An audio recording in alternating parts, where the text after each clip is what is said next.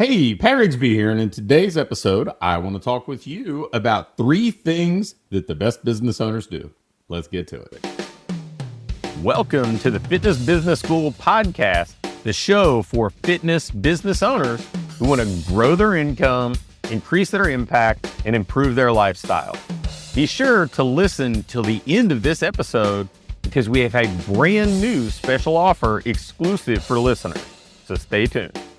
As I'm recording this, I am fast approaching my 52nd birthday. And so usually each year around this time, I start to go back through my notes and look at things that happened over the past year, thoughts that came up, lessons that kind of maybe reemerged in my life, new things that I learned, observations that I made. And I think it serves as a clarifying period for me that allows me to say, okay, well, I need more of these things. I need a little bit less of this in my world.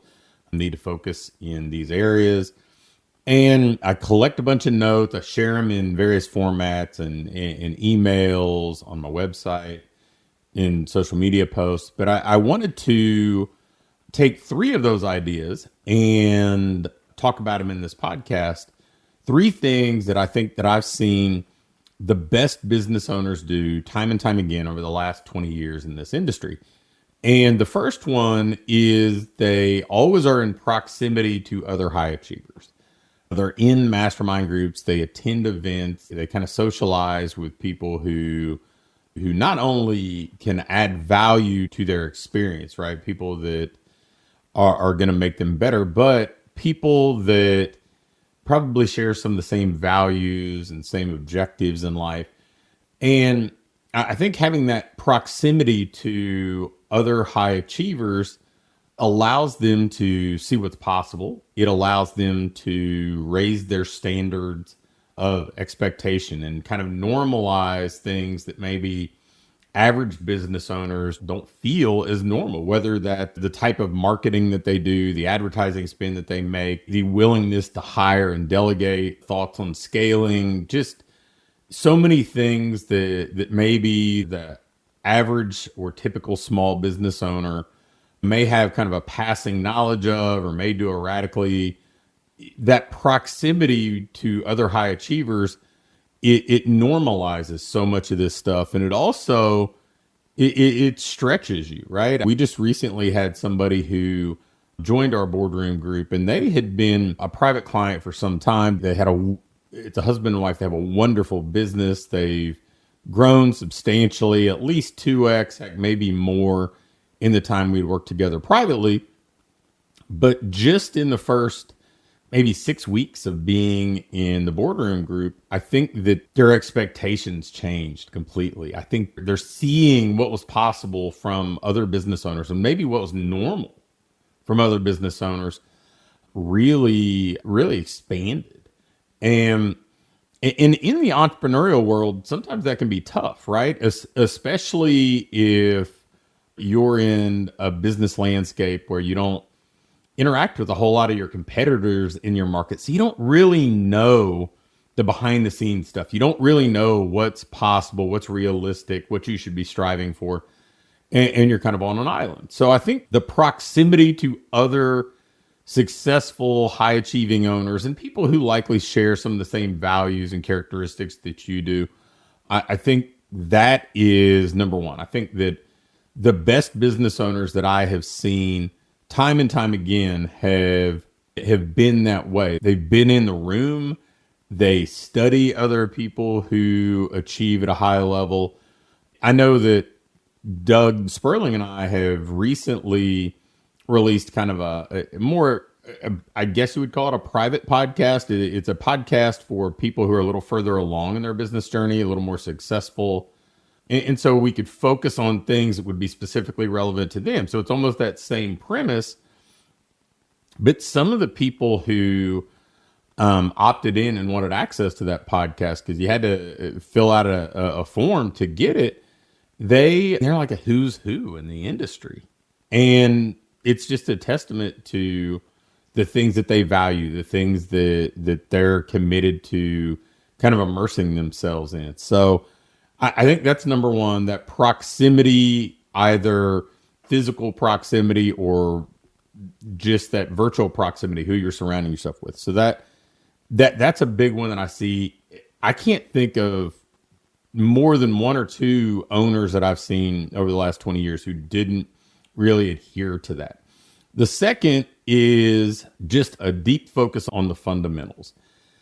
And I know I talk about this a lot in the various forums that I communicate, but it's not that the best owners don't do some unique things. They don't do things that are different than the market, but it's always rooted in some sort of fundamental foundation.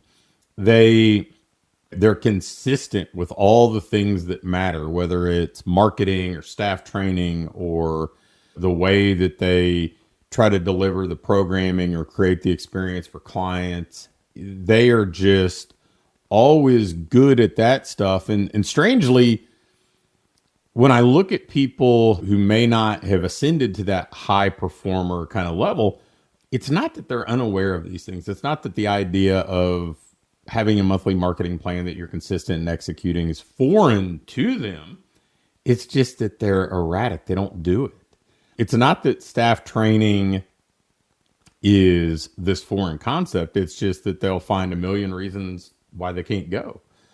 It's not that learning and improving aren't things that they've done some of. It's that they don't consistently attend events. They don't consistently study and improve in areas that can springboard them forward. They just kind of dance in and out of the things that the best business owners just do time and time again. I have known people who in our industry have just been really consistent for a decade and a half. It just doing great work, being a recognized pillar in their community, following up and putting out great, valuable educational content and demonstrating how they can help over and over. And it just compounds over time. They are just amazing at looking at that kind of compounding effect and just going day after day or week after week and committing to doing good work and often great work. And it's not that they're chasing, oh, how do I master the latest, greatest social media fad, or how do I reinvent my training program because I went to this one seminar. It's that they're always aggregating ways to improve and just stacking things on layer after layer to build a better business. And I think that if I were to look at the people who I think have been okay, they built okay businesses. They're not on the verge of collapse, but it's a struggle, and it's always high stress, and they feel like they probably just not ever fully turned the corner and built something durable and that allows them to build wealth, and they're not too worried about competition anymore. They've not gotten to that point yet. It's not that they didn't know. It's that they just didn't adhere to the fundamentals and focus on them over and over until they had created so much separation from all the average businesses in their market that there was never going to be an opportunity for that average business to fully catch up. And then the third thing that I'll talk about with kind of a common characteristic or common trait of the best business owners is they think more like a real investor and less like a day trader. I don't think that the best business owners just are expecting an immediate ROI from everything that they do. They're expecting long-term returns. They aren't just going to change everything on a whim, but they're going to study new things and learn how to stay one step ahead but they're going to think them through and they're going to kind of stress test them and make sure that they merit becoming an integral part of a business. They think much more like a Warren Buffett than some penny stock day trader in that approach. And it's, okay, I'm going to build these things into my business and hold them long term. And the only way that I'm going to discard those things is if I find a better way. And I think that so many business owners do think kind of like day traders, where it's like, oh, I'm going to run this, but I'm only going to do it if I get immediate gratification. Or I'm going to, I saw some social media post, or I went to some event and I saw one presentation, and I'm just going to throw everything out the window that we used to do. I had a gentleman who used to work for me in marketing during the first leg of being in business, 3, 4, 5 years. He originally came on and ran like personal training in my first health club, and then evolved into a more managerial role there, then got involved in all the online stuff we did. And I remember going to Dan Kennedy Super Conference in the Midwest, and would go in, there'd be a presentation, and he'd come out of this presentation and he would want to reinvent everything that we did. He'd be like, oh, this guy's talking about webinars, we have to do webinars. Or this guy's talking about this approach, we have to do that. And I'm like, each of the first 4 speakers, we do more revenue than. So I don't know that we have to discard anything. We can learn from them. We can see if it fits our model, but we're not going to just discard everything we do and take a flyer on something else. But you see a lot of people who are just looking for that magic bullet, that one kind of quick hit that they think is going to transform everything, even though it contradicts everything that they teach as a coach, right? It contradicts everything about what they teach when it comes to exercise and nutrition and recovery and building a lifestyle that leads to long-term results and better health. And it's something that I think the best in the industry are kind of rooted in. They think like an investor, and they understand that, okay, it's kind of back to what I said in the second thought, was that compounding that goes on. That if I do this and I keep getting better at this, and if I'm committed to it, over time, it's going to create such a competitive advantage that I'm going to become a category of one in my respective market. So those are 3 things that I think have been just separators, but common characteristics of these high achieving business owners. They're not only commonalities, but it's why they're high achieving business owners. It's always interesting that the people that I talk to, that they've seen social media posts of big numbers and gaudy revenue statistics or whatever else, and they get caught up in that, and they think that this one thing is what did it all for somebody. And it's never one thing. It's always a way of operating. It's always a way of thinking. It's always rooted in consistency, almost without exception, not just from the business owners that I've had in coaching programs, that I've had as private clients, but even from an observational standpoint with the other businesses that I've just seen from afar in our industry. They've kind of all, the best ones have all followed that same trajectory. So there's a lesson there.